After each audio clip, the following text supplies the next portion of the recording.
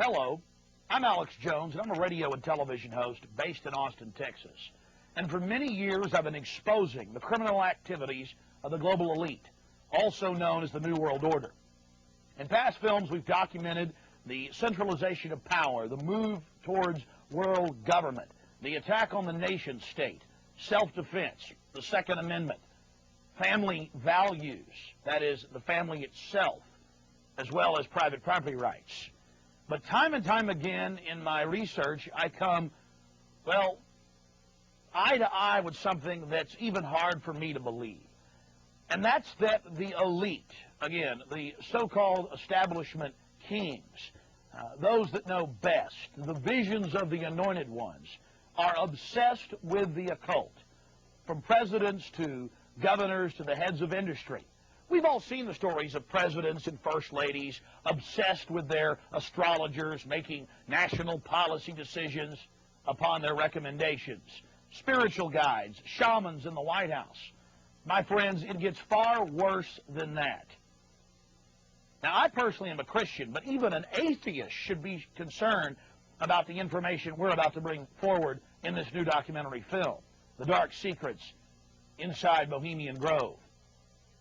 You see, for over 120-plus years in Northern California, in Sonoma County, on a 2,700-acre secluded redwood grove, leaders from around the world, prime ministers, chancellors, presidents, governors, again, the heads of industry, banking, academia, the media, Hollywood, only a select few, a little over 2,000 people, traveled there to engage in bizarre, ancient Canaanite, Luciferian, Babylon mystery religion ceremonies. At least that was the rumors.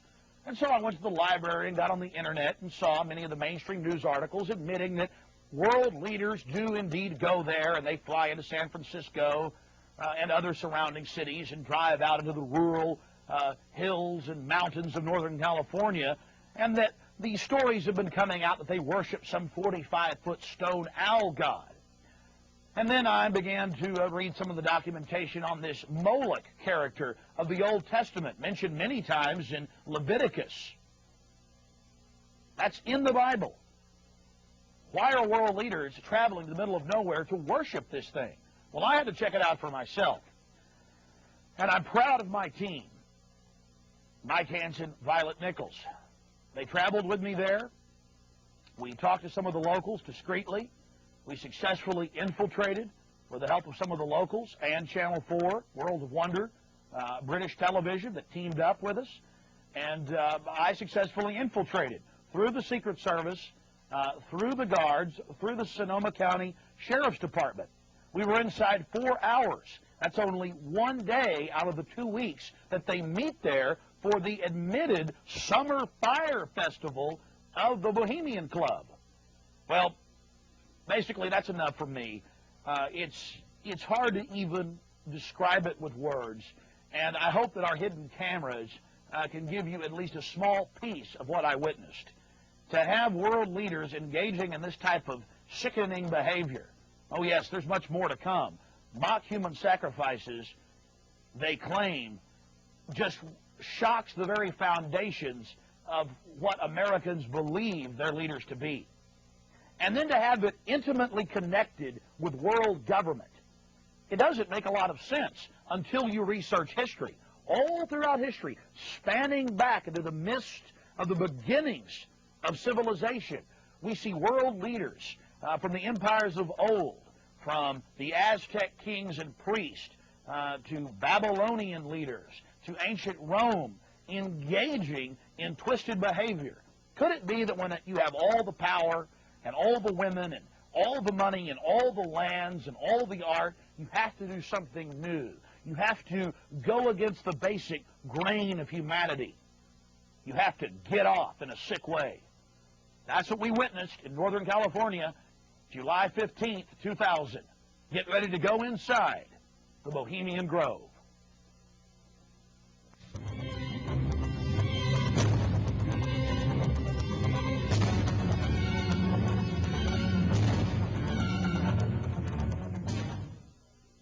The Bohemian Club, as it's known today, was founded in 1873 in San Francisco in Northern California.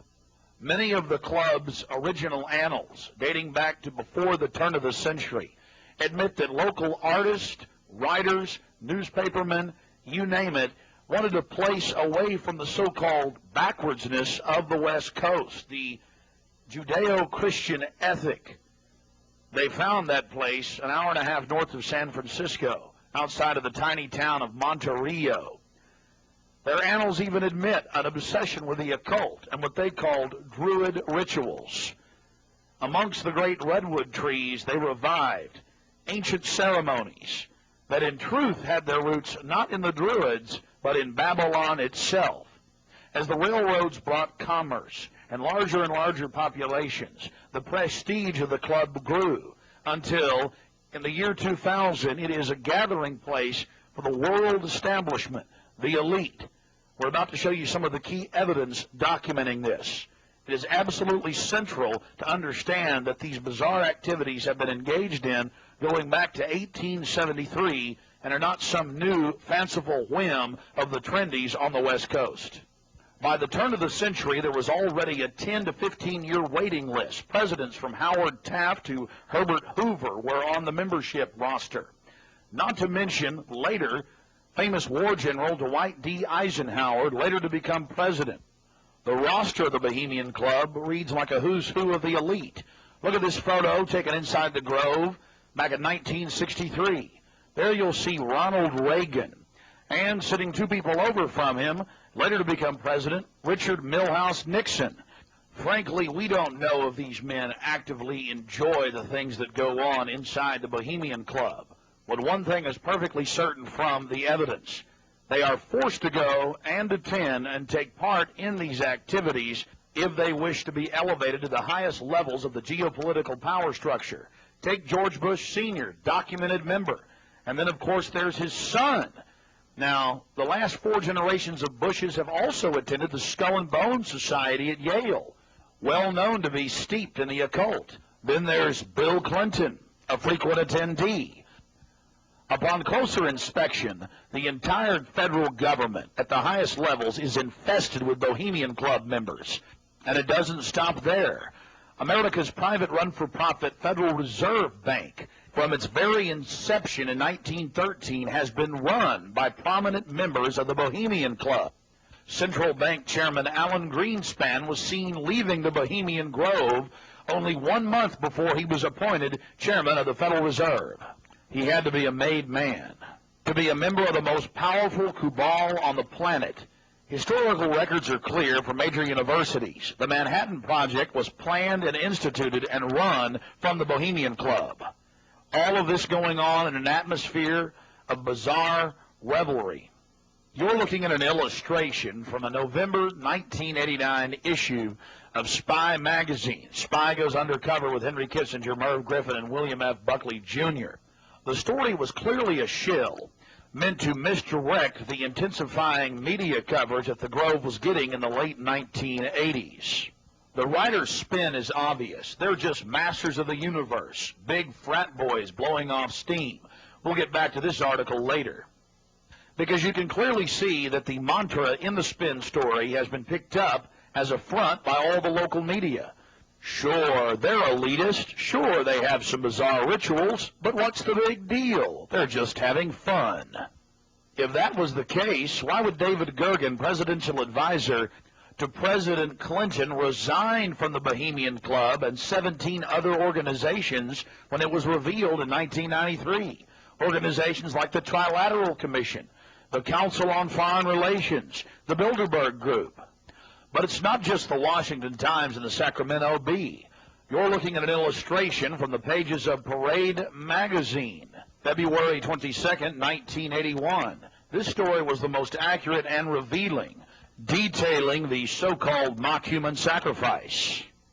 Former German Chancellor Helmut Schmidt wrote extensively in his memoirs, Men and Powers, a Political Retrospective, goes into great detail about the secret establishment running the world.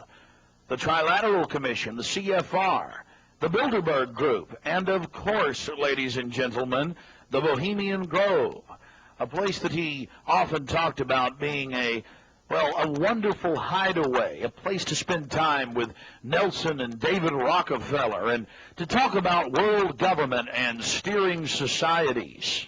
On page 225 of Men in Powers, he talks about it being one of the most astounding places he had ever visited in the United States, and how that feeling intensified over the years with subsequent visits.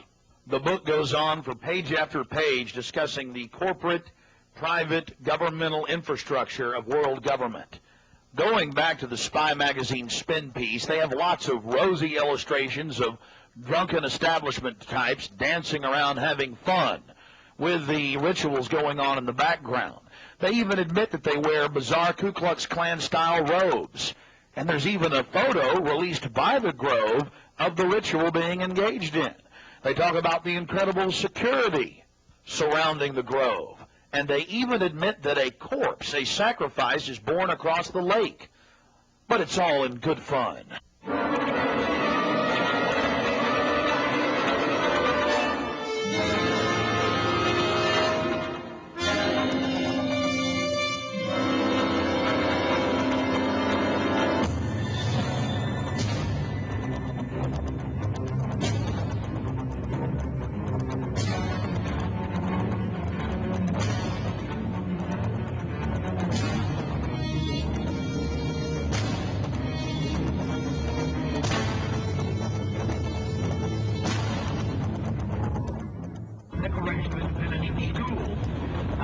They say it's racist, yet all men are created equal, endowed by their Creator with certain inalienable rights, life, liberty, and the pursuit of happiness. Within the course of human events, I mean, come on, people, all men are created equal? How is that racist? But that's what the Black Caucus says in Pennsylvania. And the media goes, yes, racist, don't be racist. And of course the Black Caucus is being manipulated by their globalist banker masters. It's not even a black-white thing. It's just anything that's good for the country is racist, is backwards, is stupid. Remember the story I read last week? Then we're going to go to your calls. The review of The Patriot out of MSNBC. It's actually a review of the reviews.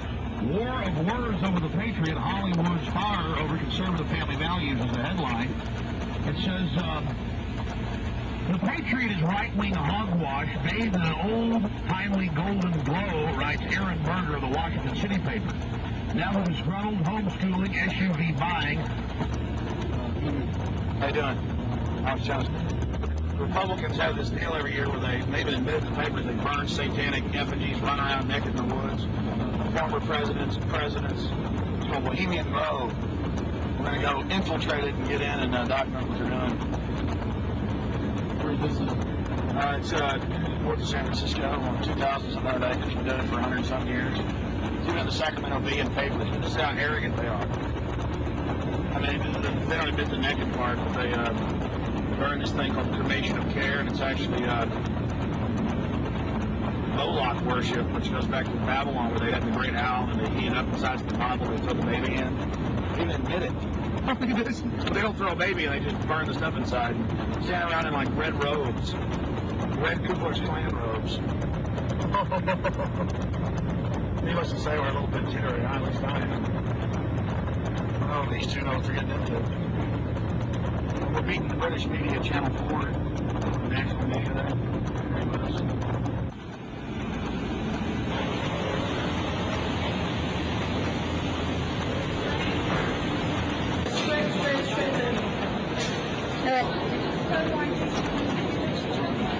Do you have your photo ID, Mike? International ID card, thanks.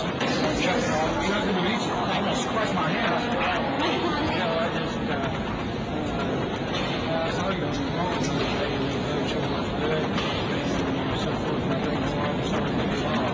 Well, folks are starting to wake up. That's what it's all about. I hear you talking. Yeah. I remember you saying the other day you were in San Francisco. We're going to have you talking live this next week. Yeah. Good tag. Can you hear me? We'll have it the following week. Yep. You want to check it? Yeah, we got to check that. Okay. Well, it's already got a time on it. Yeah. Bag's kind of funny. Did funny. Awesome. Thanks. You want to pick us up? Oh, wait, Chuck, you be careful, bud. All right, let's Starting to like it. Hey, Violet. I'm starting to like it. you like that little camera? Yeah. I know, but it's about you and your mission stuff. So work it over. Okay, let's go. It's me.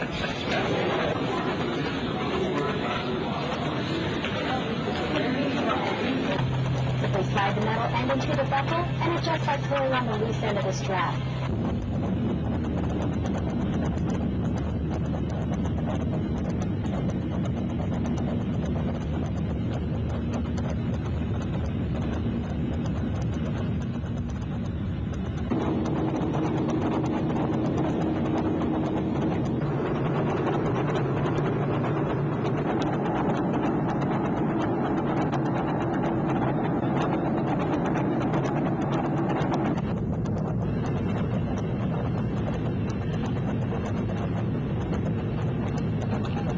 The Golden Gates, isn't it?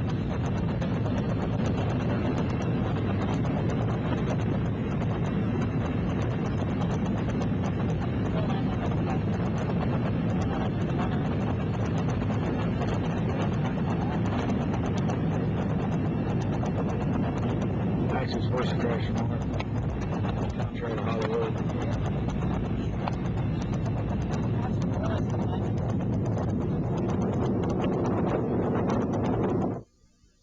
After landing in San Francisco at the International Airport, we traveled through the city, across the Golden Gate Bridge, into deeper Northern California. Northern California, home to the giant Sequoia redwoods. From there north to Santa Rosa, going west on Highway 12, the gateway to Bohemian Grove.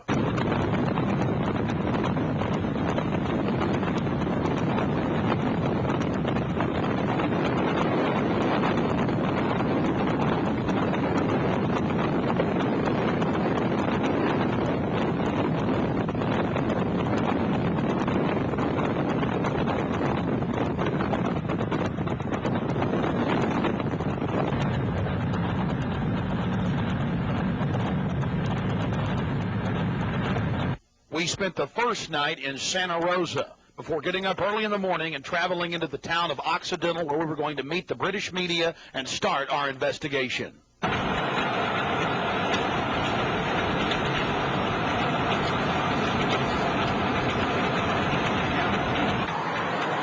here we are in Northern California, right outside the Bohemian Grove. The fruits of nature. But I'll tell you this, I don't worship it and sacrifice things to it. Let's go find out what's going on. Yeah. All right. Well, here we are, folks. Turning on to the Bohemian Highway and Bohemian Grove. We're going to find out what in the New World Order is going on here.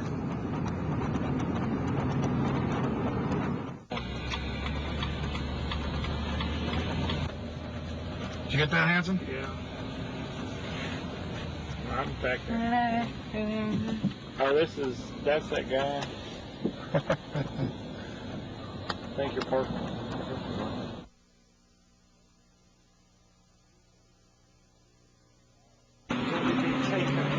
No, I tell you, it's beautiful out here during the day, but it is spooky at night. I don't know if you guys got some footage of it, all the fog and the rest of it. So are you excited? Oh yeah, I really want to check into some maps and things, and I'm willing. I mean, hiking into 2,700 acres is not too hard. We need to get into the woods. We need to sort ourselves. We need to Texas people at their business. The old cremation of care. Their little Moloch or Maloch, little Maloch's worship. I'm joking. That's the. Oh, they're spies, aren't they? Oh, you guys just got here too?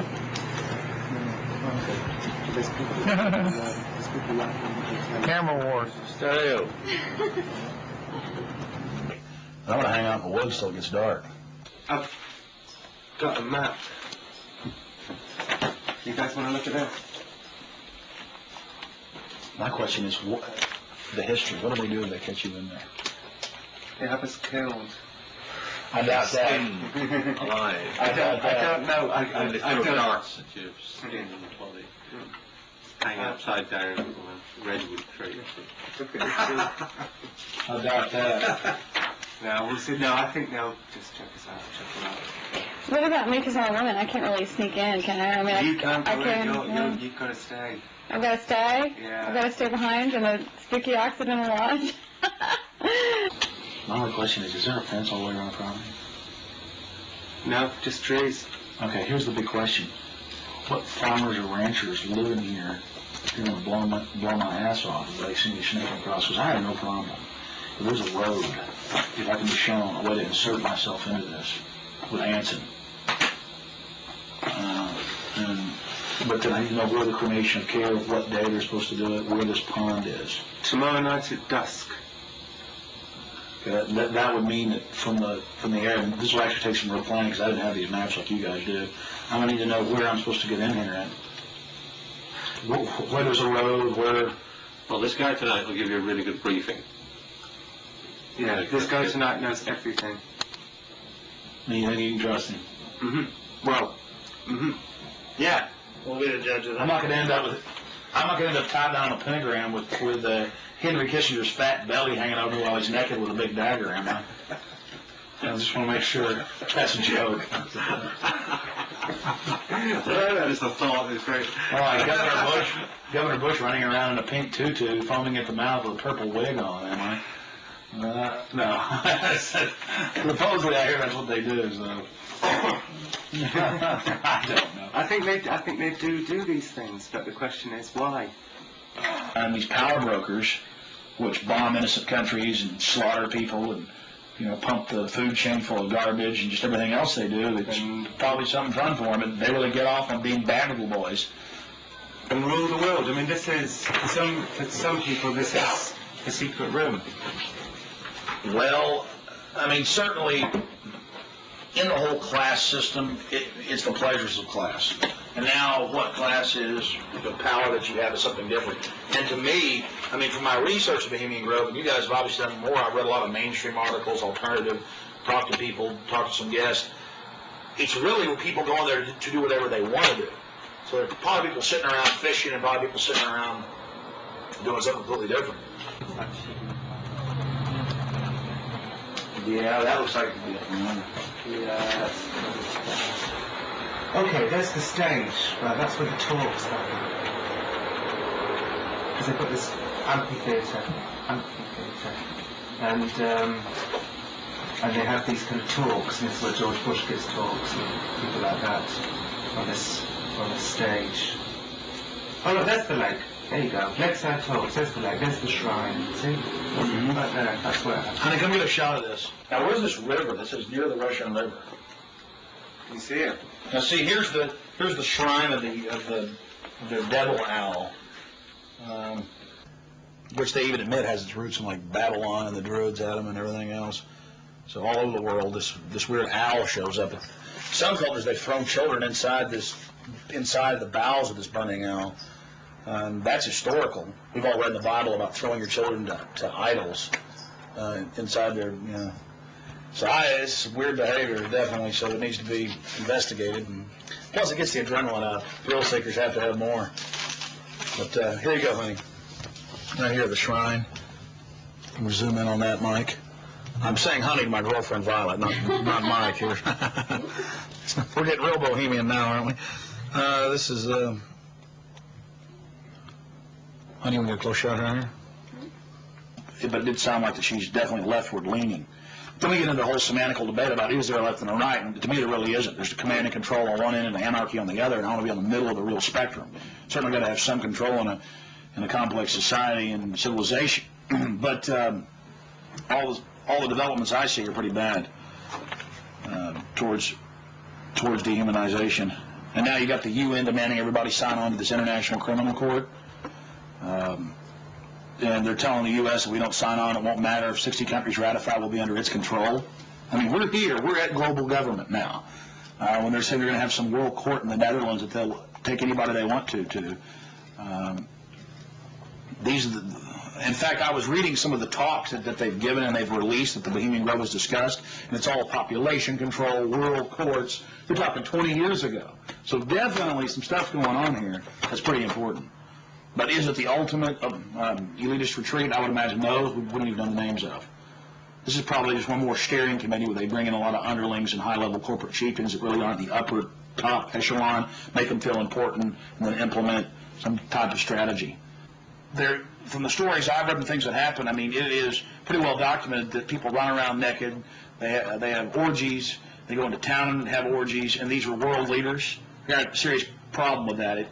Just by the very nature of how this, to me, Bohemian Grove is probably a way to compromise people. You want to be in the New World Order Club, it's like a big kid fraternity. And just like in fraternities, you have to do weird things. Here, you probably do weird things. But I got a problem with governors and presidents and prime ministers and corporate chieftains running around and doing this when they have so much power over what happens in the public domain. They have a responsibility to disclose what they're doing. So I think it is important, like you were saying, to somehow try to maintain some security and not be way out in the open, because they'll call in a bunch of security. And the Bush money is.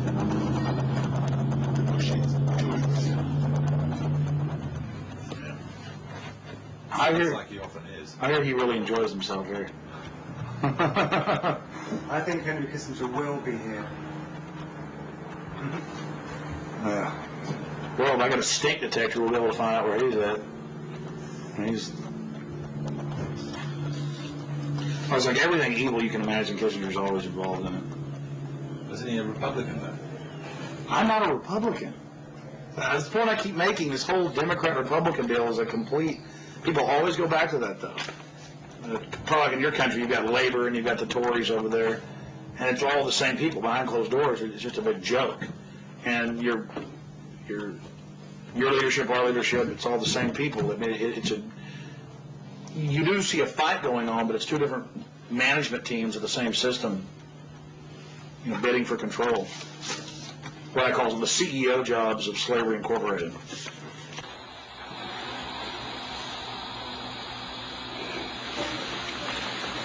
Do you worry for Alex, Violet? I do. I just, because Alex gets so impassioned by what he's doing that sometimes I'm afraid that he might be a little bit, reckless or maybe a little bit too fearless. I worry about Alex when he drives down the street to come home. Especially I used to worry about him when he had to come home every night from the same, radio studio at the same time in the same car. And, I worry about him sometimes when he's late getting done with the studio and he doesn't give me a call. I mean, he is putting himself out there, but I think the fact that he's in the public eye as much as he is really, keeps him safe to a certain degree. So maybe something like this is, people might not necessarily know where he is right now, people that listen to the radio or whatever, so it's maybe a little bit more risky, and it's a little creepy at night up here in the woods, And you're definitely not dangerous. You're not going to do anything stupid this weekend. Well, dangerous to what? Dangerous to myself? Are these people dangerous? They certainly may be, but I'm completely nonviolent when it comes to just going out there and trying to get the information. That's what I'm trying to do. I'm an activist first and foremost, but also a journalist in that I'll make some jokes and speculate occasionally because I'm a radio talk show host. But when I say something that I believe, I have to be on target about it. But dangerous? I'm definitely dangerous to corrupt bureaucrats and their financial bosses that would like to control the American people on the planet. But not in a violent way. Not in a violent way. And for anybody that doubts we're in global government now or entering it, you've now got this UN criminal court. They're saying if 60 countries ratify it, then it doesn't matter if America doesn't sign on. Kofi Annan claims he has power to enter any country anytime he wishes. We've all read that, been seeing it on television. So I'm fighting this global government. And long before global government came out in the open, in the last 4 or 5 years, they were conditioning the public that anyone that talks about global government is a kook, a weirdo, a terrorist, a racist. And now they're out on the nightly news saying global government's here, you better accept it, we're getting rid of juries all across the planet. The IMF, the World Bank, basically runs things now. The WTO decides what you can buy and sell and trade on the international market. But see, they've preconditioned us that it doesn't exist. They've preconditioned us that anybody that talks about this stuff and who is against it is a kook or a racist. because it doesn't exist. And then everybody's decided, well, I'm going to be culturally cool. I want to be in style. I want to be accepted. So even when they're hearing the news admit it and tell us how great it is, they've already pre-positioned it psychologically that it's not acceptable, it's not kosher to discuss it. Do you see the tactic they're using there? Mm-hmm. 5 years ago, I would laugh when I heard about black helicopters. I would say, I'm about taxes, I'm about corruption, I'm about, getting local control back, I'm about states' rights, everything's coming under federal control. I was pretty mainstream, what you'd call so-called conservative. Then I saw the light when black helicopters started going into North Carolina. I started going into Florida. They fired into an all-night restaurant in Miami, just training, firing bullets into places people were eating. They started burning buildings. Police chiefs started throwing them out of their town, San Antonio. All this started happening, and I said, whoa, this is real. And then I realized that I was preconditioned, even as a so-called conservative person who understood that the media lied. I didn't realize how thick the propaganda was, that they precondition us before they release something on us, that it, number one, doesn't exist in our minds with classic doublethink, but then it can re-exist at the same time if they say it does and it's good. So it's literally George Orwell's doublethink, and one has to have it to stay sane in this world. Well, I refuse to be a part of it. I mean, the news every day, black helicopters are a joke, they're stupid, the culture, commercials, movies. At the same time, almost every month in this country, they're attacking and terrorizing some town with burning buildings and terror. And I don't want to be part of their sick control freak system. I don't like these degenerate, inbred, New World Order crowd people. They're not going to run my life. They're not going to control me. And I'm going to try to expose them. And I think we've had some success doing that. But I know this, the Henry Kissingers, the George Bushes, those people, these are dangerous individuals. They've proven they're dangerous. They have no problem controlling and destroying entire societies. I just wanted to make sure that you weren't going to actually push any of them in the river or throw them into the... No. Hey, Violet, look how pretty it is. Sure is pretty. Mike, you enjoying yourself? Less spooky during the daytime. It's all foggy. Now we're going to take our British friends down into the forest a little bit later tonight. Let them gallivant in the werewolf-ridden woods. Joking. They'll land me on there. Alex Jones, radio talk show host, believes werewolves infest Northern California. They've been seen dancing with grizzly bears.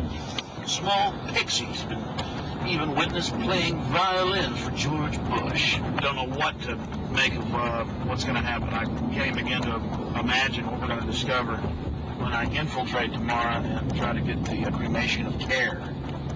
Their Moloch worship, or however you pronounce it, some ancient pagan human sacrifice behavior. I don't know if they actually have the human involved. I certainly doubt it. I certainly hope not.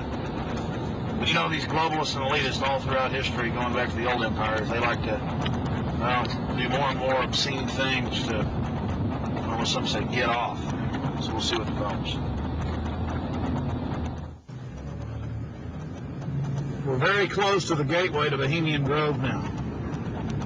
The first set of gates and security.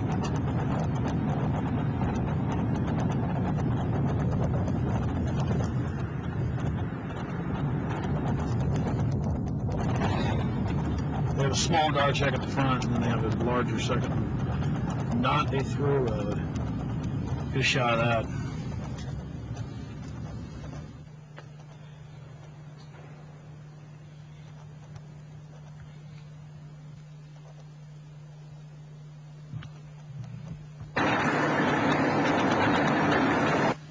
There's a guard gate right over there, a small guard gate, and then back further, an even more elaborate guard gate with surveillance cameras, you name it. Not a through road, ladies and gentlemen, right up here in Northern California.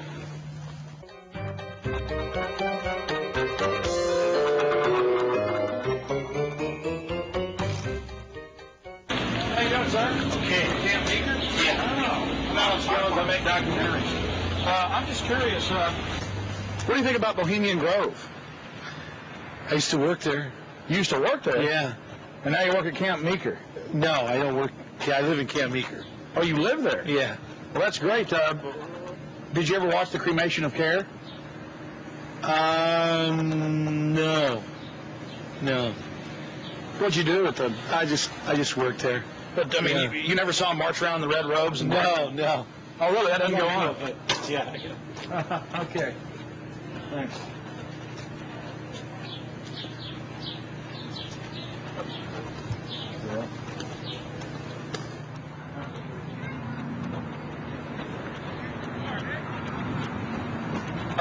What have you guys heard about Bohemian Grove? Oh, I don't know. A bunch of rich people, right? Have you ever heard about the 40-foot stone owl and the mock human sacrifice? I heard about it a little bit, yeah. Roll that window down. We can talk to you. Hold on. We'll go around. I don't know. So what have you heard about the... I just read stuff about it in the paper. I don't know. Some people don't like it. They protested or something weird. But what about the 40-foot stone owl and the mock human sacrifice? You say you heard something about that? Well, just what I read about in the paper. Oh, the paper admitted that. Well, no, I don't know if they admitted it. They just said people go protest it.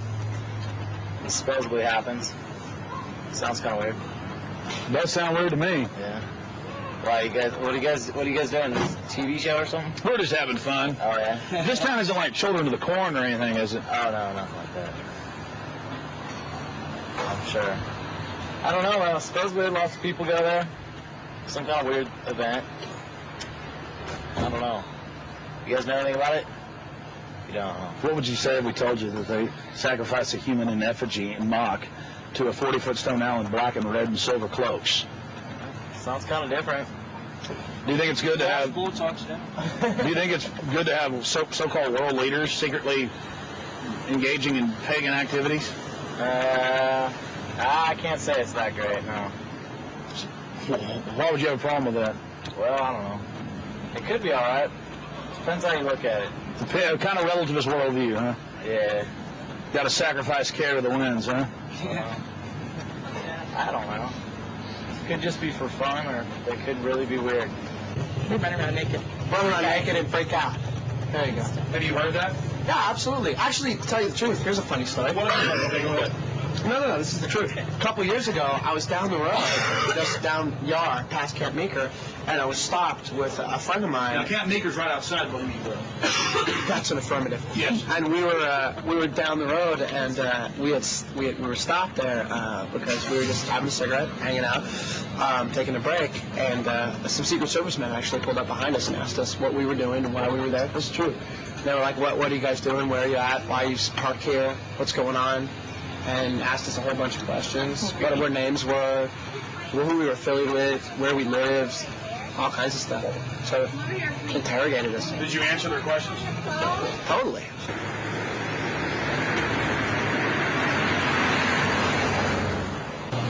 I don't know. We always hear there's like big, fat, rich guys with prostitutes there. Really? Yeah. What about the owl and the rituals? I don't know anything about it. Never heard about the rituals? Rituals. Ritual killing of a human sacrifice of a human? Nope. Never heard of What it. would you think if that was going on? I think it's pretty weird. Wouldn't be that surprised. I mean, it is our government after all. Hey, thanks for talking to us, bud. You know? Hey, I like your shirt. Declaration of Independence. Yeah. All right, man. Take care. All right. We're talking about the Bohemian Grove and trying to see what locals think about it. How it's all secret and all these fat cats there and the supposed strange rituals that go on. Are you a local? No, but she is. What do you think about the Bohemian Grove?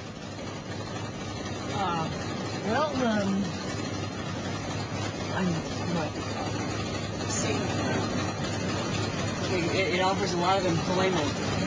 Offers a lot of employment. What's going on there? What kind of rituals do they do there? I don't know. We're talking to locals about what the rumors are. What are the rumors? About a big 40-foot stone owl and simulated human sacrifice. Oh, no. Oh, I don't know about that, but it's politicians that come, that vacation there. And It'd be really weird if politicians were acting like they were sacrificing people, wouldn't it? No, you can't trust politicians, you know. Oh, really? They might be doing it, huh? Oh, they might, yeah. The politicians, you know. I hear you, bud. Hey, good talking to you. Right. Appreciate it. You guys take care. Good luck. Hey, those are some pretty flowers. That's the sweet peas. Those are real, folks. Yeah, they're real. You guys have a good one. Enjoy the weather. Yeah? Yeah, this area is in trouble. Yeah, we are. We are. Big trouble. No, this is a wonderful area of the country. We're just asking locals what they think of the Bohemian Grove. The Bohemian Grove is a wonderful place. Have you been there? Yeah, I've been in there a bunch of times. Did you work there? Work there, yeah. Yeah. Because you know when it's the most wonderfulest time? Is when nobody's there. Oh, it's a beautiful area? Yeah. Yeah, very beautiful. It's got big trees. Have you ever been there for the cremation fair? No. So you've never been there for the rituals? No. You ever heard about them? Yes. What have you heard they do, sir? Nothing. They got that tree that looks like an owl. Tree that looks like an owl? Tree or rock, or it's a carving, or it's where the stage is. But have you heard what they do during that? No, I have no idea what they do. What would you say if we told you they burn a human being in effigy? They don't really do it. They burn it in effigy. I don't know what that means. Well, they have like a dummy that looks like a person under a black blanket. They take it up there and burn it. No, I don't know. Pretty weird. Huh? Pretty weird. Yeah, I've never seen that. How long you lived around here? I don't know. How old am I? 20, 40 years? Yeah. Really? Oh, your whole life? Yes. What's your name, sir? My name is Raul. The lizards? Yeah, this is vital. Let's How long's Vital Roots been here? couple years. Couple years. The Bohemian Grove? Yeah. Yeah, I think a lot of politicians, a lot of big wigs, making a lot of big decisions. Oh, really? Do you think it's good that they get together in secret and make all these so-called decisions? Do I think it's good? Yeah. No, of course not. You do? What about the rituals? Have you heard anything about the rituals that go on there? Oh, there's all kinds of rumors about rituals that go on there. What type of rumors have you heard? Don't make me go there. Please, come on, we're trying to talk to some locals. I'm just telling you. It's interesting. Well, I really don't know that much about it. You know, just what I've read in books. There's books out about it. Oh, you've read books on it, huh? I had a book that was published in 1956 that was written about some of the rituals. Because now it's been going on for 120 plus years. Yeah. I think they said they just had their 120th something anniversary. Yeah. What would you say if I told you that there's a 40-foot stone owl and that they burn a human being in effigy, not in real life, but in effigy? I wouldn't believe it. You wouldn't believe it? Nah. I think it's a bunch of garbage. So you doubt there's a stone owl, and you doubt that they... Well, I wouldn't doubt there's a stone owl. Maybe there's a stone owl, but I wouldn't think that that's kind of, you know, rumors just, it's rumors, you know, what the word implies, pretty much. Just a conspiracy. Yeah, it's just a bunch of hearsay. Pure conspiracy theory. Whatever. Well, First off, how long you lived around here? approximately on and off 32 years. Oh, really? So most of your life? Mm-hmm. What have you heard about the Bohemian Grove? It's where all of the, like, FBI and you're talking about the Bohemian Grove. Yeah, it's like the quote-unquote elite and presidential retreat. Have you heard about the rituals that go on there? No, I haven't. Well, the people who have more money than the rest of us in the world are a bit different. They're stingy. They want to hoard it all for themselves. And they think they're going to go to heaven. They're not. Because they don't know how to provide or do as Jesus told them to. What would you say if I told you that they sacrifice a human in effigy before a giant 45 to 50-foot stone owl? I would say that's probably why they're going to hell. Really? Sure. Have you ever heard about that? Mm-mm. You lived here your whole life? Mm-hmm. Where were you born? San Francisco. It's a beautiful town. Of course, we've got the Grove just about 10 miles down the road. Have you talked to people that work there? No, I haven't. They're kind of... I don't really know anybody that works down there. Yeah. To tell you the truth, yeah. I know people that have gone down there. A couple years ago when Schwarzkopf and Colin Powell, they were all down there doing big presentational speeches and whatnot. I've heard about that, and presidents that have gone there for the retreats and whatnot. And I've heard it's also a quote-unquote elite men's club only. Women haven't been able to or allowed to work there except for in the past few years, which they're only kept in the parking lot. They're valet parking. That's the only job women can have there. is whatever goes on in there. What if I told you that it's true that they burn a human being in effigy to a giant owl god and that they start worshiping the owl and talking about how it gives them power? What do you think about that? I would say they are in grand delusion, and they need to give some of their money away. So you think they're on a power trip? Totally. But what is this burning a person? This is ancient. Did you know that thousands of years ago, different societies would have large metal hollow owls that would throw children into them? I would say they're quite satanic. Or on another level, if you will, more demented. Very, very sick. But these people, we're talking about billions, and then we're talking about governmental control. Is it bad to have something that's secret, elite, and pagan at the same time? Yeah. Sounds like Satan's building his cult. Satan's building his army.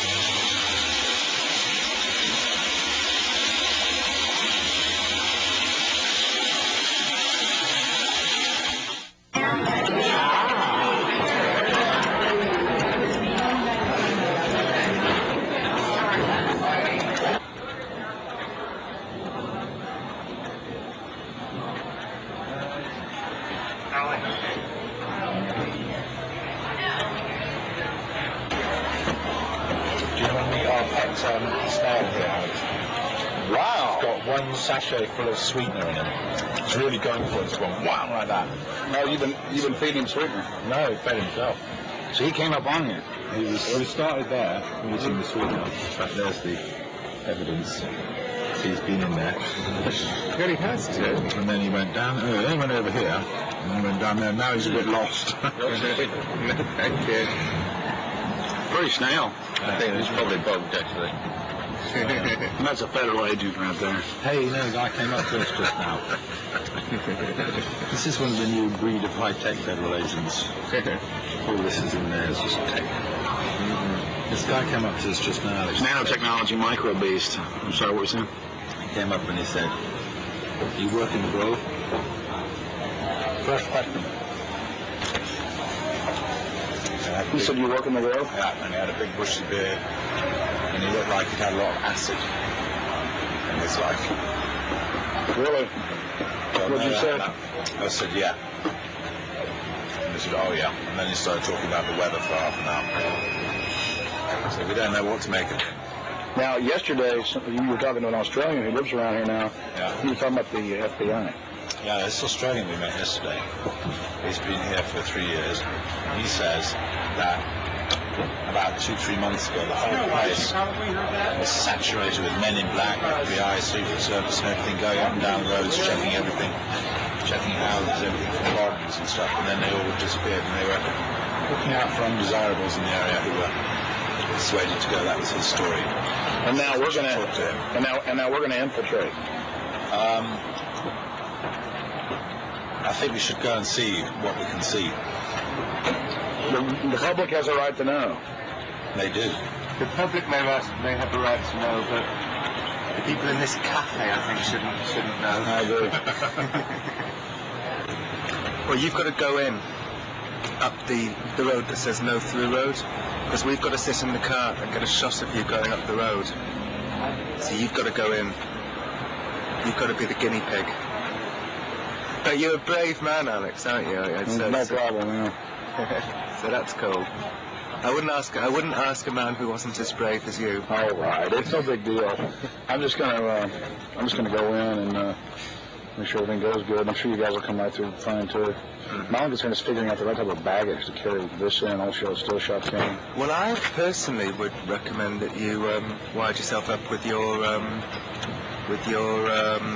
what's it called? Hidden camera. Yeah, your hidden camera that's in the shape of a pager. Problem is, we got some stuff on last night. We checked it out, but it's very unwieldy, not trustworthy. Right. If I can just get in the woods with this, it's over. That's true. And even about, see, I'm going early now. I'm probably going about 3:30 with Mike, and we'll just hang out inside in case they throw me out. I'm still getting back on the property. Oh, so you're gonna go in way before Rick gets here? Yeah. Ah, okay. Well, cool. Well, we'll just sit in the car. But I mean, you understand why? Not because I want to hang out in there all day. It's because I've got to get in. Because if they catch me, then I got to sneak back in. Mm-hmm. Yeah. I will not be stopped. You know, I went with Big Jim Tucker from the Spotlight to a Bilderberg meeting last year. But that was my first time, and we got chased away by men in dark glasses. And, you know, I was a bit scared then. But I feel safe with you, Alex. Well, Tucker's a good writer. Oh, yeah, I like Tucker. All of this connects It kind of defeats the motive of it just being a tie and a painter. doesn't it? But the whole thing is that, I guess, if you have it all inside your bag because you've got... Yeah, it's really only about like and that. it's a TV, so you get good quality, I guess. I mean, the whole wires can get in like that, and they just run right up, and it's no And big so deal. everything would, of course, just fit right in my little bag. Oh, I see. So that's what. Right. Yeah, everything goes in here like this. This whole hideous mess goes inside like this. And maybe the wire, because you do have to have like the microphone up somewhere. It would kind of like maybe feed through the shirt or be poke hole in my shirt or whatever.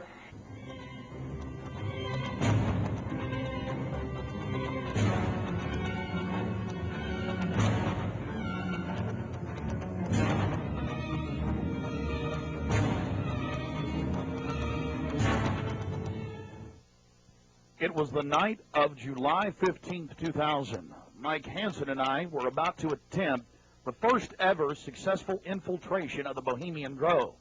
Others have tried and failed. No one has ever actually made it in and out with video evidence.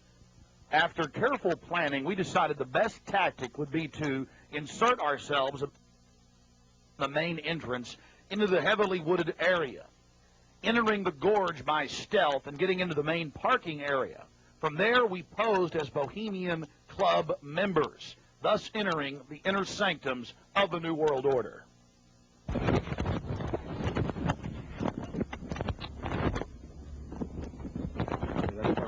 Just like that.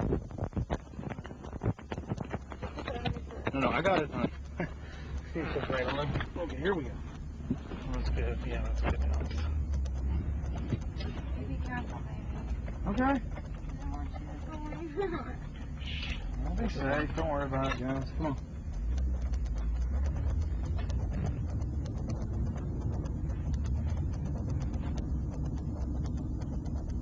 O'clock, 11:30, 12. You know where my sunglasses? Go with it. The left.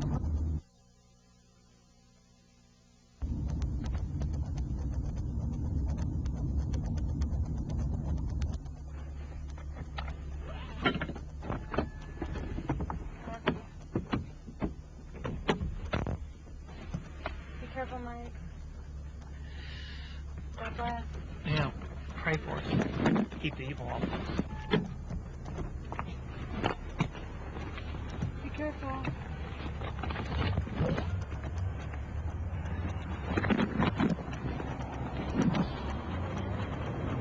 Yeah, let go.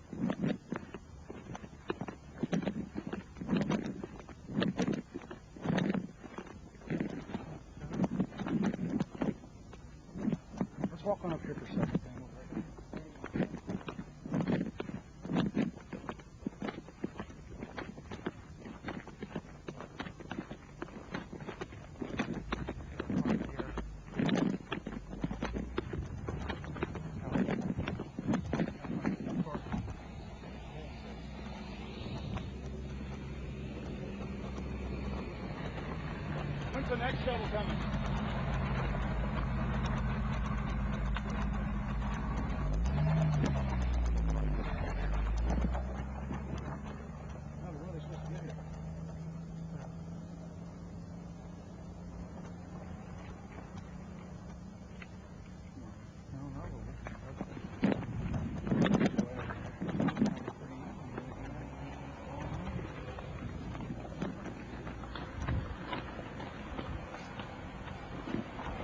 Sorry, Mike. Come on. Where are you going?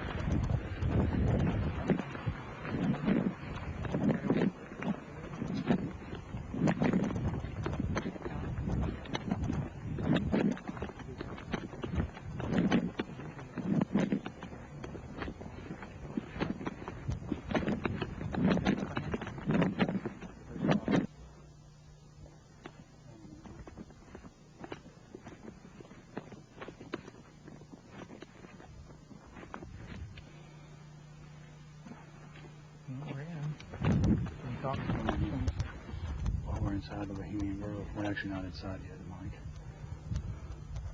Well, we're in the parking lot. That's pretty. Yeah.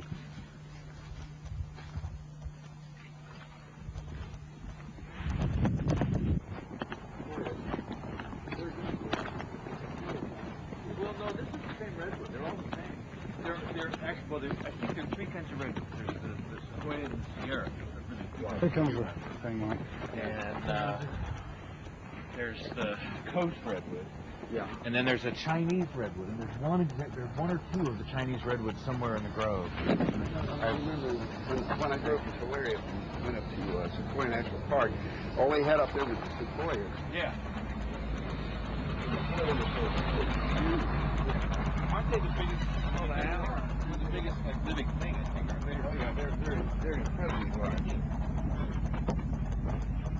There's one up there that you can drive a car on top of one. You know. On top of it, lying down. Yeah. That you can actually.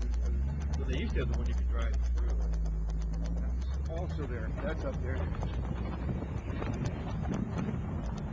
Boy, it's nice when that cool wind hits you. Oh, yeah.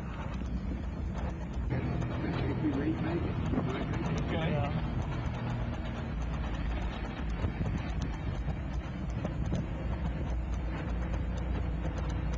How much did the road cost?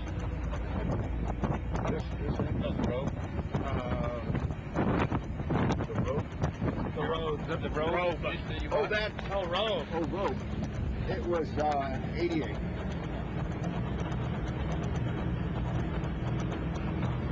Yeah, I thought you said rope. Yeah, that's what I thought. I thought rope and rope. Can't hear anything with this wind. Look at this thing, seen some years, pretty nice. Yeah. It's the oldest one, isn't it? Yeah. Other than maybe that little red one. Yeah. Bye-bye. I think when you go to heaven, they have buses like this. Thank you. Thank you. Go ahead. No, go ahead. Yeah, is there another one coming?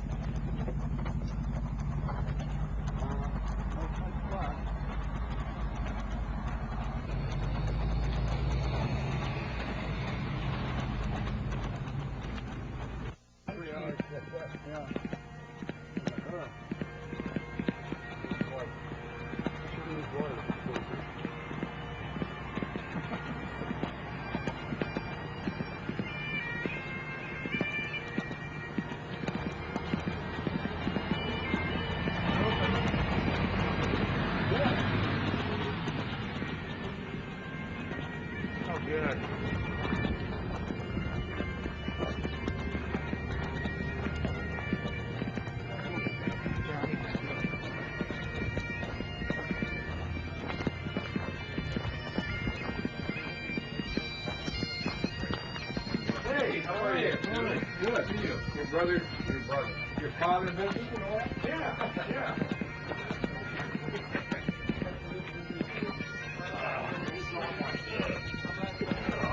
So that Marty thing was like,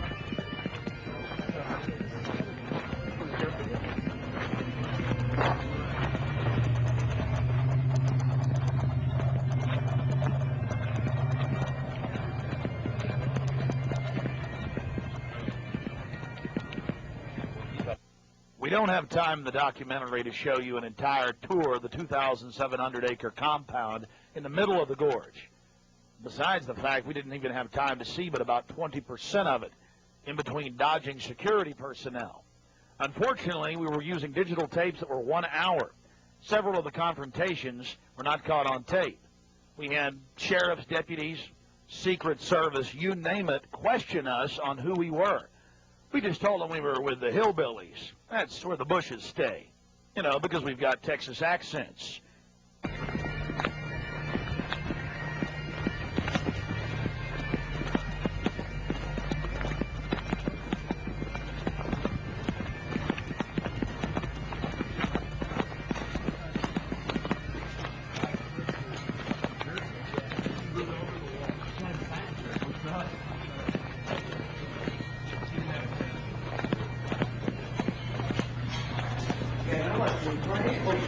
Close back to the corner right over there.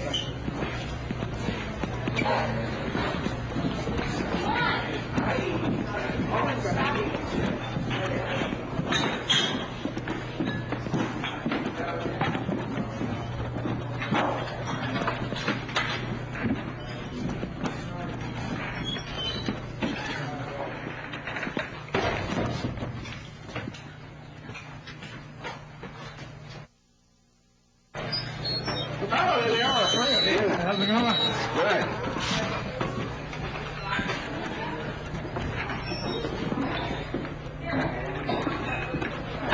Oh, this was good. Oh.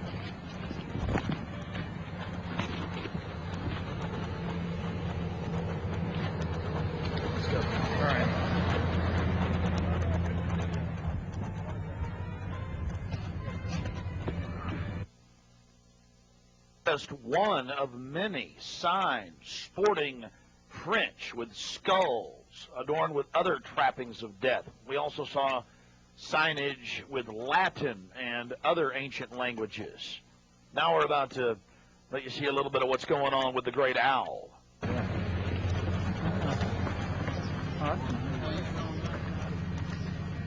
What's the owl?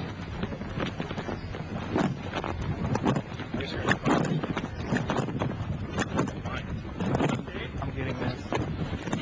I'm getting bold. This is the owl. I'm getting this, Allie. Let's get out of here.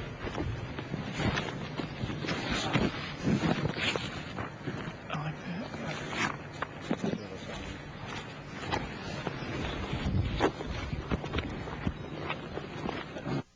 Here you can see the bottom of the stone owl with the altar and the eternal flame, a Aladdin lamp-style urn that continually burns year-round, we're told.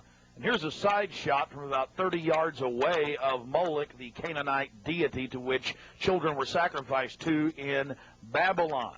And yet another slowed-down close shot. Again, the eternal flame burning, the altar, the bottom extremities of the 40-plus foot stone deity, and there is a shot of its head as well. Again, we've slowed down this video because we only actually had about 5 seconds of it on our hidden cameras, so you can have a chance to get a closer look at it. You will see it during the ceremony. Speaking of the ceremony, we were on the left-hand side of the lake about 150 yards downstream beneath those large redwood trees. Much of the ritual you're going to witness took place on the right-hand side of the lake and at the northern tip beneath Moloch. Keep in mind the scale of the idol compared to those giant redwood trees. It's at least 45 feet tall. Now, the daytime vantage you're witnessing is basically the vantage that we shot the ceremony from at night. This is America, and it's been going on for 120-plus years in Northern California. This is not some new fad. We're talking about something deadly serious with its roots in ancient history.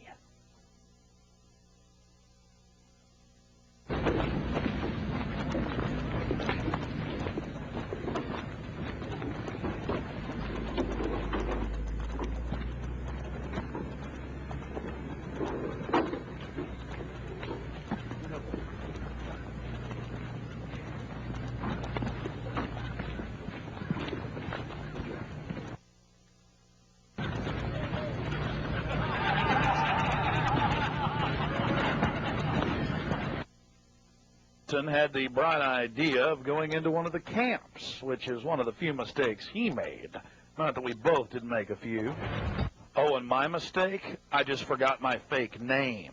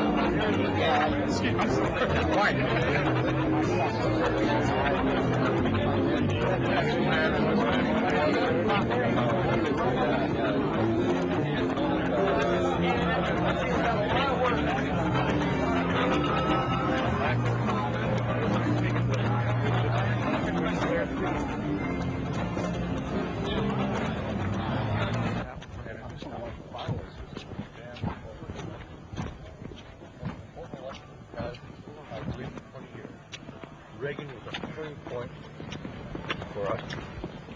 Didn't realize at the time it was. And anytime we shoot a turning point for us, my road so many liberal Democrats in their times it was all on. No, it's probably as accurate as you know. Yeah.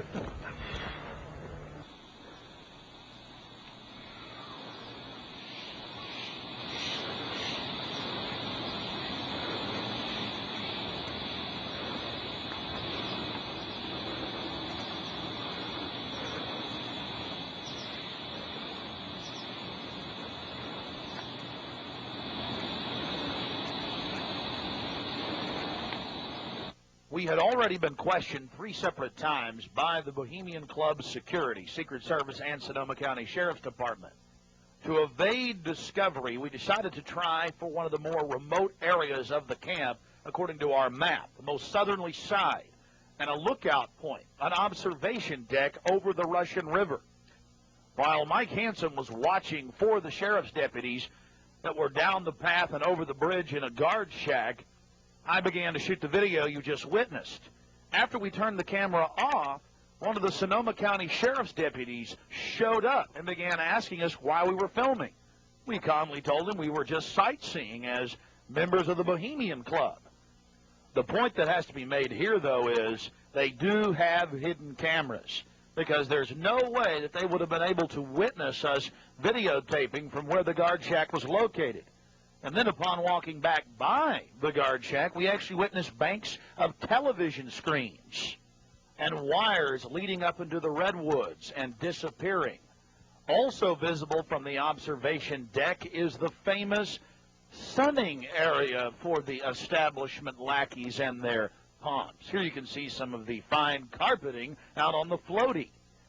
The long history of men enjoying themselves has even been written about in the gossip column of the San Francisco Chronicle, writing that a man on his own often gets invited back to the camp by gay bohemians. Even 100-year-old annals have admitted the homosexual activities. After escaping the sheriff's department, Mike and I traveled high into the hills to wait until dark and the beginning of the cremation of care ceremony.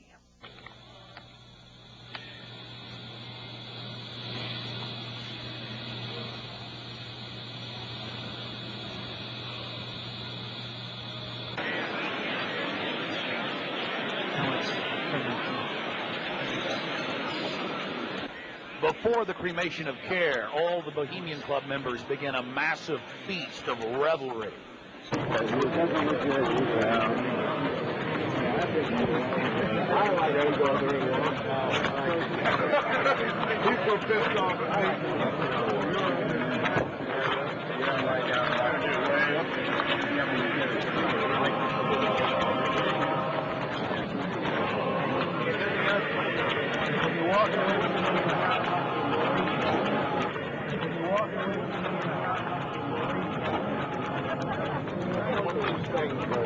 After the feast, cult members travel from the main dining area under the trees out to the eastern side of the lake, where they congregate and prepare themselves to properly thank their deity. Again, the 3,000-plus-year-old Moloch.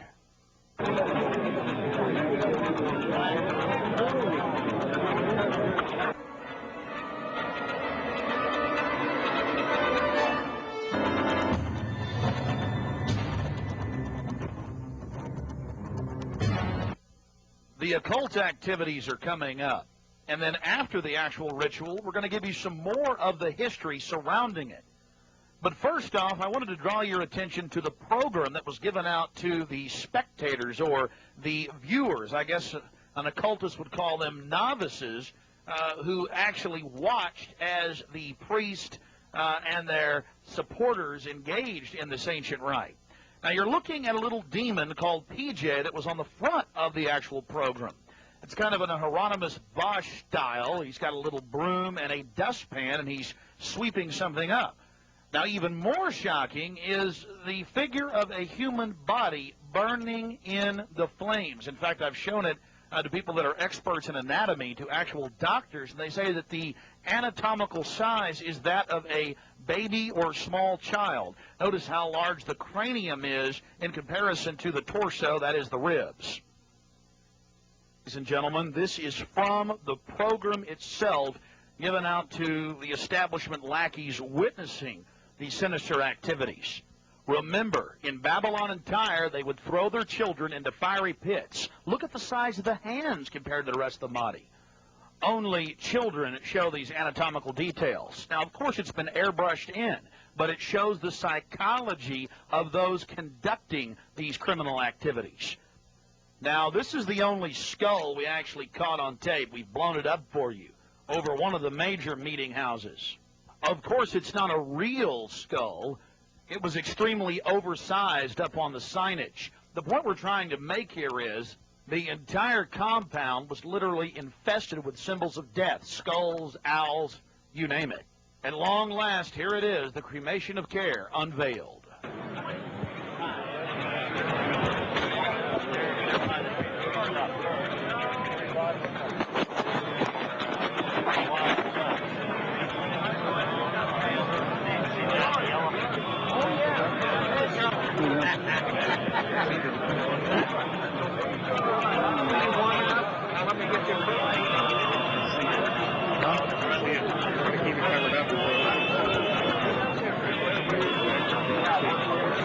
as we sat there in the darkness, not knowing what we were about to see in the gathering crowd, suddenly, across the small lake, we saw a carriage with men in black and brown cloaks, robes, in front and in back, bearing a bound body.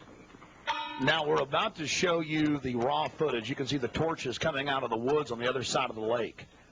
We're going to show you the whole ceremony without video enhancement. Later, we're going to blow it up for you. Remember, it was a hidden camera and at somewhat of an angle.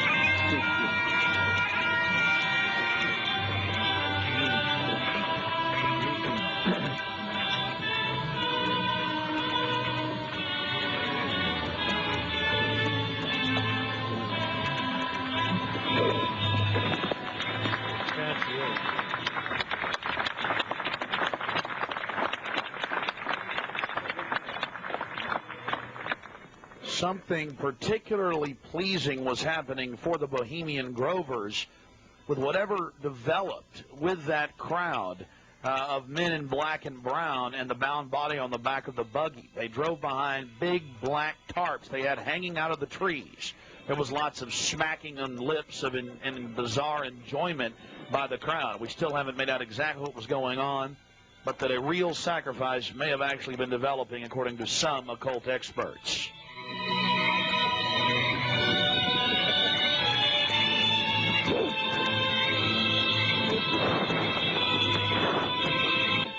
All the time in the darkness across the small lake, the men in black were doing something behind the dark curtains hanging from the redwood trees. And after about 10 more minutes of music, suddenly, all around the owl, activity began.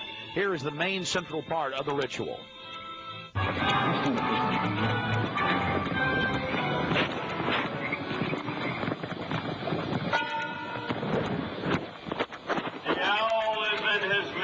Temple, and all within the grove be reverent before him. Lift up your heads, O ye trees, and be ye lifted up, ye everlasting spires. For behold, here is Bohemian shrine, and holy are the pillars of this house. Breathing spiders, shall not hear.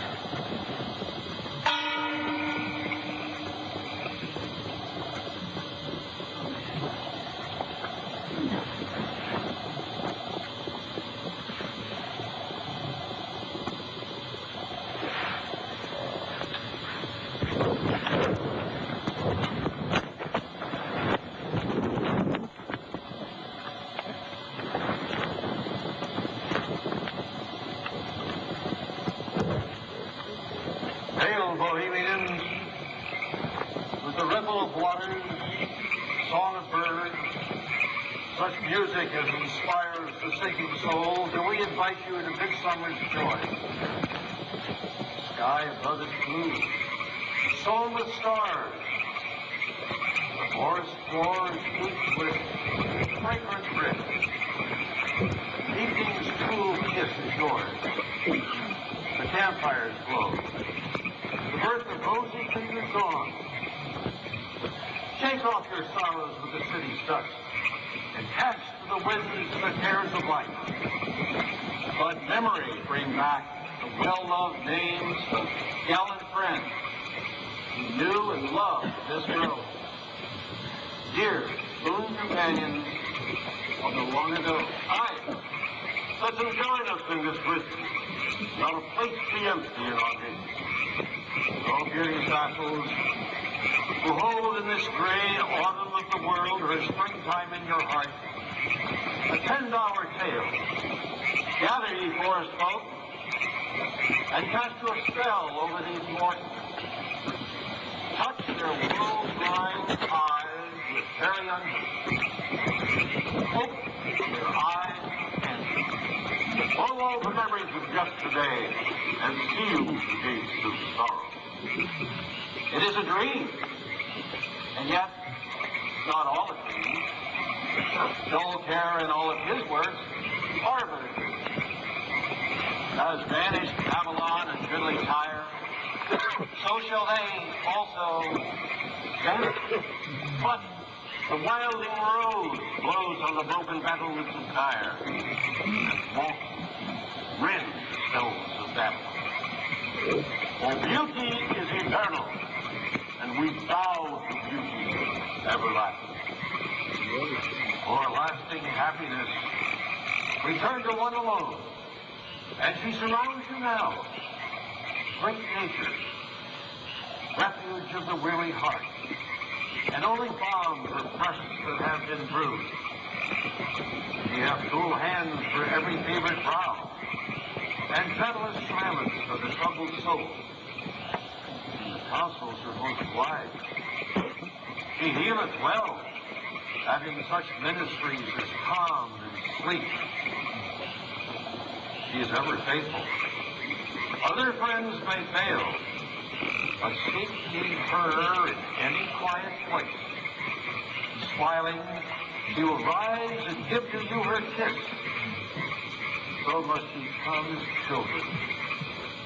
Little children that believe nor ever doubt her beauty and her faith, nor deem her tenderness can change or die.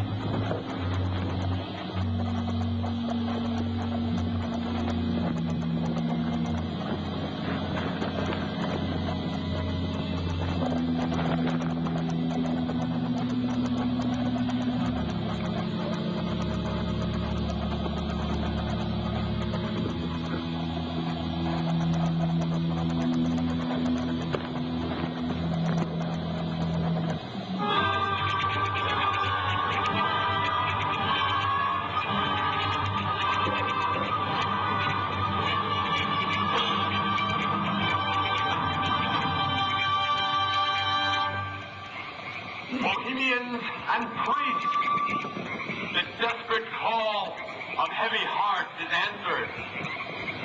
By the power of your fellowship, dull care is slain.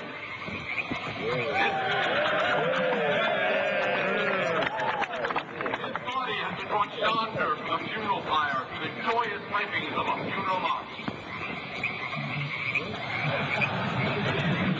Our funeral pyre awaits the corpse of care. There we go.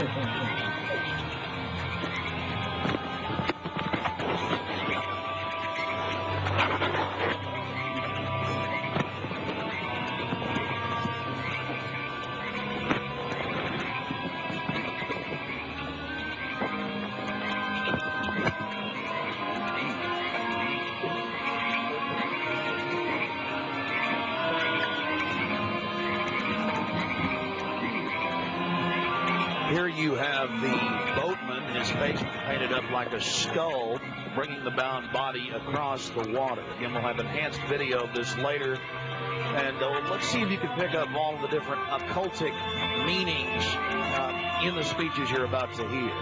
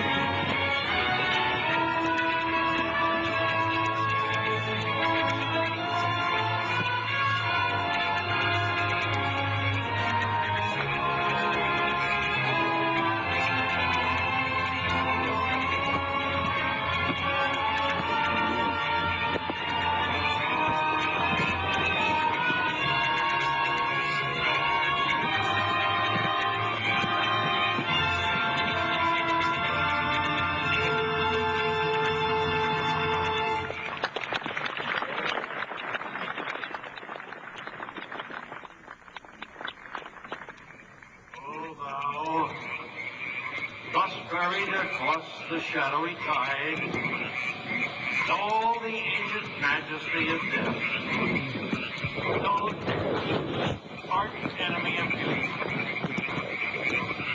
not for thee that has been frigid or the restful grave. Fire shall have its will of thee, and all the winds make merry with thy dust. Bring fire!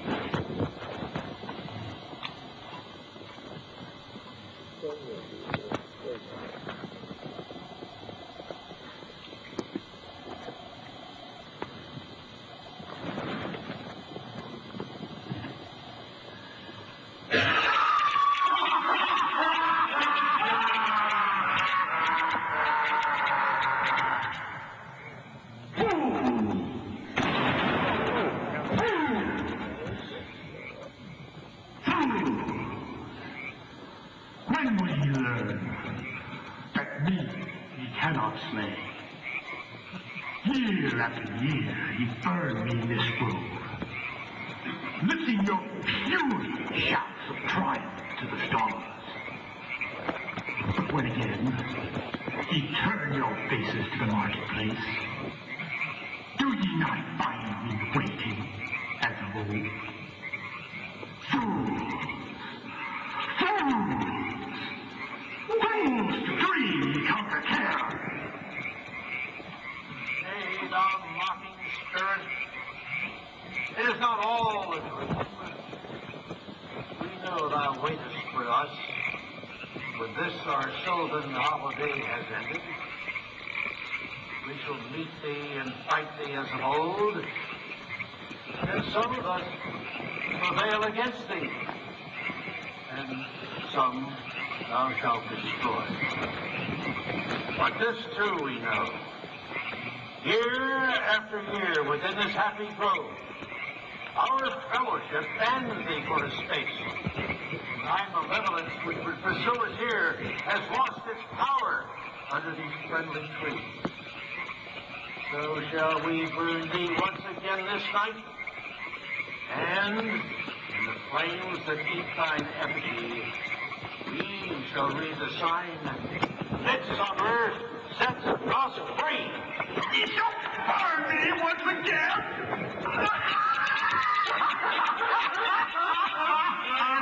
Now with these flames, which hither ye have brought from regions where I reign, ye fools and priests, I spit upon your fire.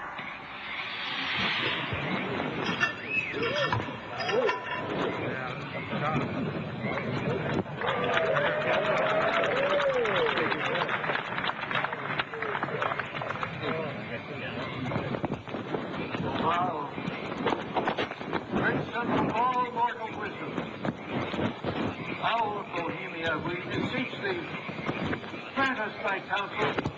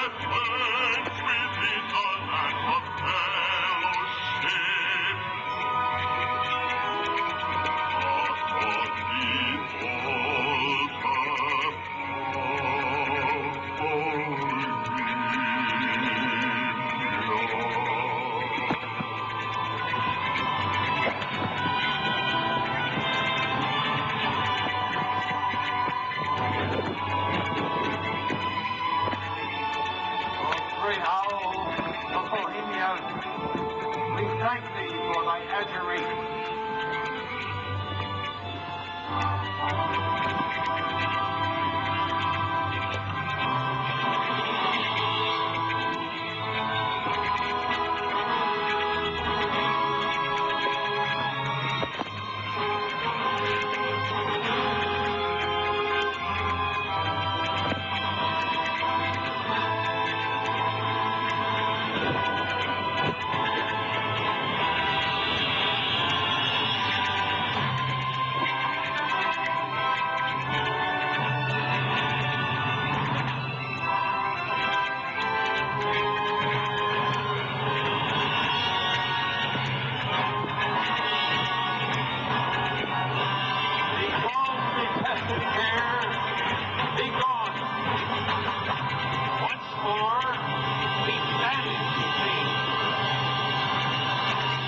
Begone, dull care. Fire shall have its will of thee. Begone, dull care. And all the winds make merry with thy dust. Hail, fellowship's eternal flame. Once again, midsummer sets us free.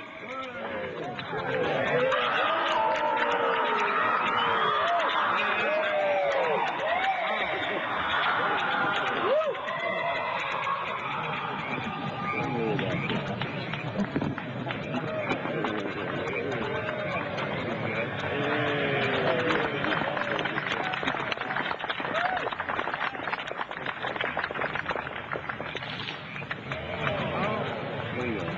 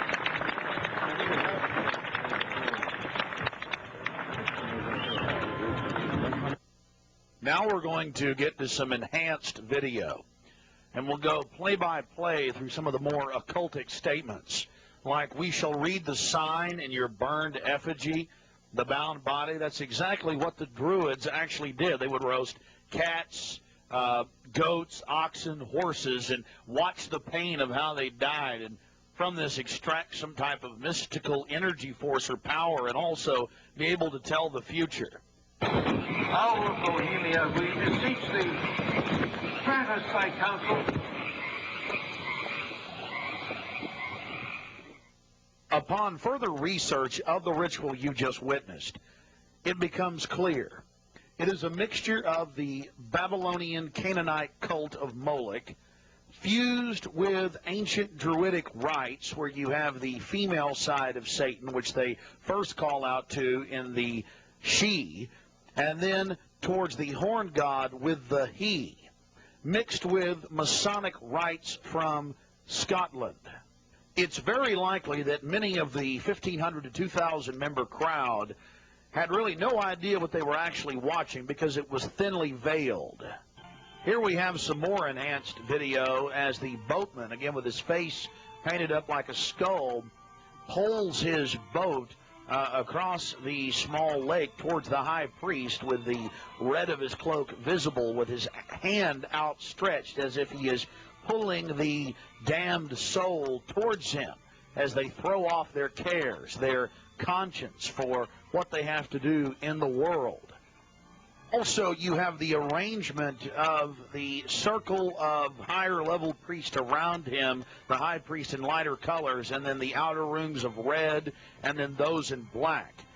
This is consistent with the darker workings of the occult, not just with the Western countries, but also worldwide. Now, when you see that black edge coming to the field, that's because we zoomed in on the video, and many times the picture was almost out of the screen, so that's the edge of the field or the view of the camera.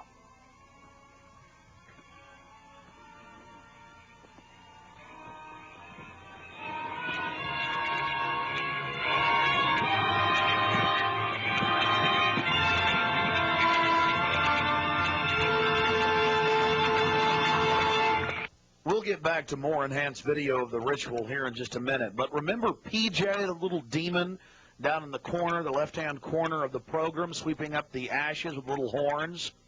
And how can you forget this, the image of a human body burning on the altar? Again, this is what they were handing out to those that were witnessing these macabre activities. But again, from Babylon on into ancient England, the word bone fire, meaning human sacrifices being thrown into fiery pits, turned into today's bond fire. After the sacrifice, members of the cult would sweep up the ashes of the victim and use them in future rituals. One of the things that is extremely obvious by looking at the program handed out to Bohemian Club members is the person creating the program had a deep understanding of the occult. Here again you have a little demon, PJ.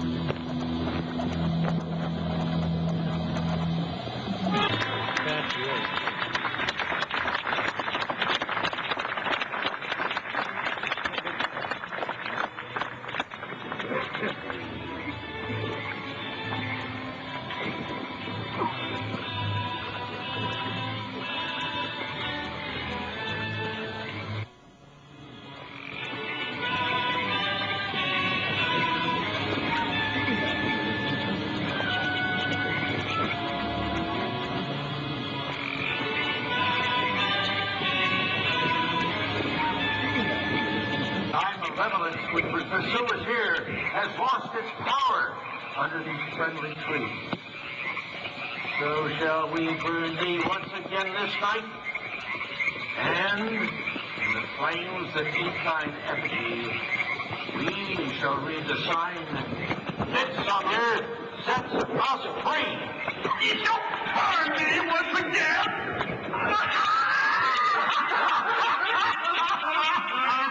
Not with these flames, which hither ye have brought from regions where I reign.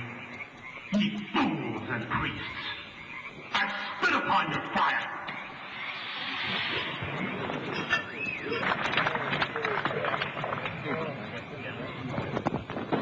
Wow.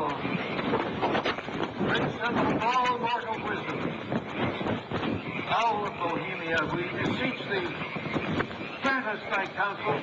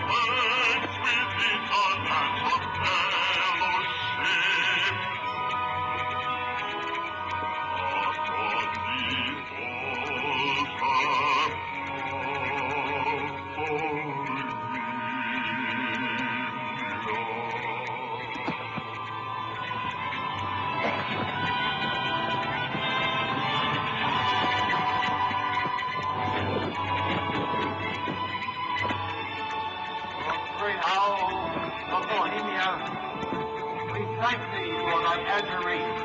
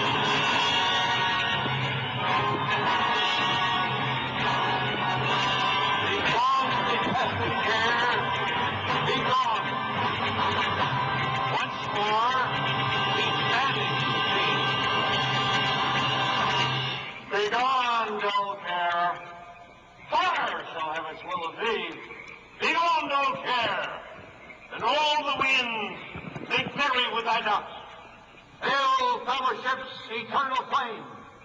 Once again, midsummer sets us free.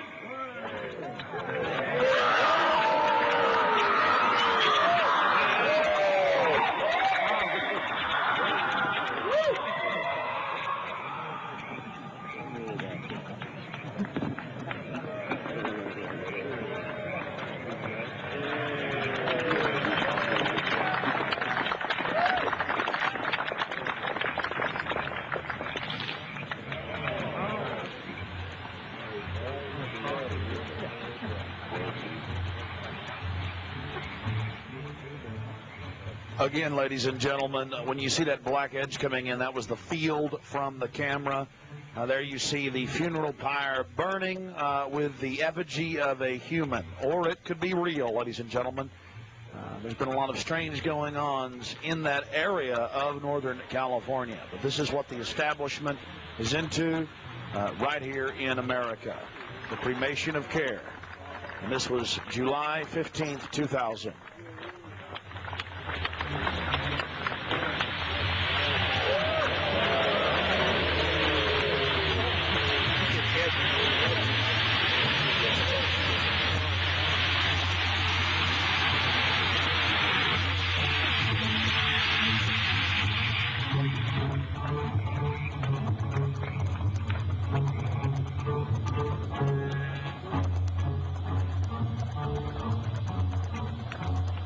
These people are deadly serious, those taking part in the ceremony.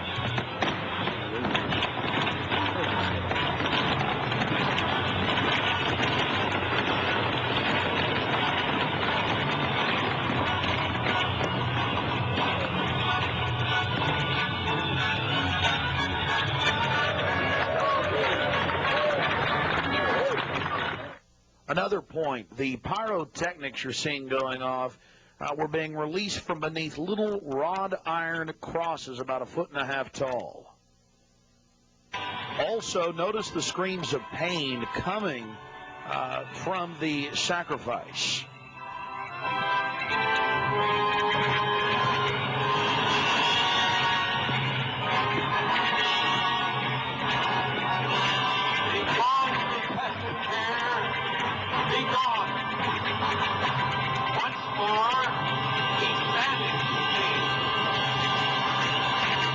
Begone, dull care. Fire shall have its will of thee. Begone, dull care.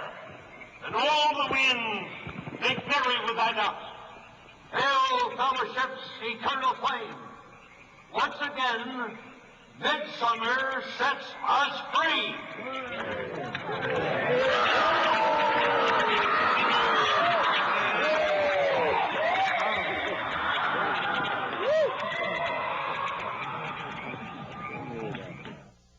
One of the facets of the ritual that goes deeply into the occult, again, we've already mentioned the Druids at their bonfires or bonfires throwing bodies into fiery pits after ritually cutting their hearts out or slitting their throats. They talk about reading the sign in the burning effigy, reading the sign. And research your history books on the occult, even the Encyclopedia Britannica on what the Druids would engage in. This is just unbelievably macabre and evil. So shall we burn thee once again this night, and in the flames that eat thine effigy, we shall read the sign, Midsummer sets us free. Burn me once again!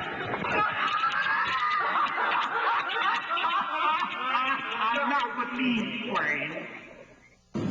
Well, we're going to confront George Bush on Bohemian Grove. George Bush Jr., they've been announcing on CNN, MSNBC on television last night and today. For the first time in history, they're admitting it, why the vice presidential decision was made at Bohemian Grove. George Bush Sr., the former president, and Golden Bow and others. So now they're just throwing it in everybody's face. We've broken the story over a week ago.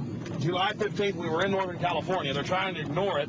George Bush is down here at the governor's mansion across the street from the Capitol, about to announce Dick Cheney as his vice presidential running mate. We're going to go blow the party for him and get the information out to people. We're not going to stop. We're getting in their face.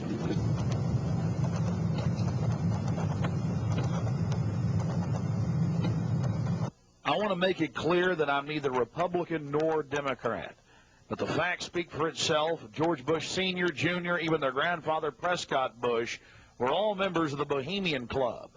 So we dropped by to, well, let them know that we're fully aware of their activities. This is massive. This is how George Bush dresses up. Right here. We got him on tape. This is how they dress up. Right here. In red and black robes. A little more pointy, though, like the Klan. We've got him on tape. This is how George Bush dresses. Right here when he's in the Bohemian Grove. This is how he dresses. We've already put it on television. Absolutely disgusting. George Bush isn't a conservative. He's not for family values. He is nothing but a Luciferian twit. A Luciferian twit, Bush. You may think you can feed on the human population. We say no to you. We're on the march. The empire's on the run. Long live the Constitution and death to the New World Order. We stand firm. We stand strong for America against your evil, Bush. And we're going to get this story out, and we're going to continue to push it, because the truth will not be hidden. That you are part of a 3,000-plus-year-old devil cult for the owl Moloch from Babylon as well as Tyre. We have the high priest admitting all this. We have it on videotape. It is documented. It is documented. A Luciferian devil worshiper. Already people all over Austin are talking about it. We're not afraid of you. We're not afraid of your minions. Like we're waking your minions up every day with the hardcore evidence. We know your father met 11 times with Bill Clinton in 91. The whole thing was stage managed. We understand you've been helping to sell this country out, Bush. And we're going to expose you and your Luciferian rights. We're going to expose your criminal activity at the Bohemian Grove. We have the videotape. This is a massive story. One of the stories of the century. One of the stories of the century. How you had the Luciferian cult for 121 years in Northern California. I went inside for the cremation of care. I witnessed the entire debacle. Many of these Secret Service agents have been in. No doubt. Protecting these people inside of this system. As we near the end of this film, it's important to understand that we did massive research on the occult. And one of the libraries we visited was that of Professor Tex Mars of Aeronautics. He also has written literally dozens of books on the occult. His library was very revealing about the obsession of elitists throughout history with the occult. Front group after front group to conceal and really subvert. But behind all of these groups, there's a small cadre or elite, a core.